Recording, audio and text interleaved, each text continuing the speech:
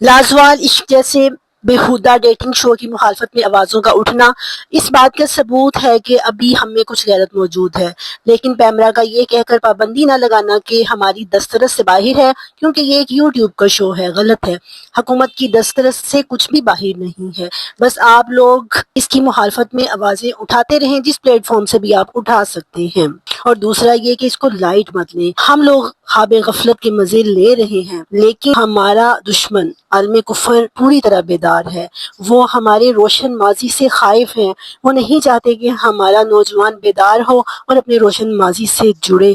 इसीलिए हमारी young generation को बहरा रवी का शिकार करने के लिए वो जो कुछ भी कर सकते हैं वो कर रहे हैं, और माजी में भी ऐसा होता आया है। इसकी कई मिसालें मौजूद हैं। मुसलमान जब रूम और पर्शियन को फतह कर रहे थे और काफिर कुछ नहीं कर पा रहे थे, तो उन्होंने ये करना शुरू किया था कि जहाँ से मुजाहिदीनों ने गुजरना होता था वहाँ खूबसूरत लड़कियों को बना सिवार कर सड़क की दोनों साइडों पे खड़ा कर दिया जाता था, ताकि ये लोग फितने का शिकार हो सकें। और ऐसे ही सुल्तान सलाहुद्दीन अयूबी जब फातिह बन रहा था तो उसकी फौज के खेमों में पोर्न सेक्स पिक्चर्स का फेंकना, ताकि मुजाहिदीन गुमराह हो सके। गलत को जब हम गलत नहीं कहते तो आहिस्ता आहिस्ता वो सही लगना शुरू हो जाता है। हमारी नौजवान नस्ल बहुत हद तक ट्रैक से हट रही है।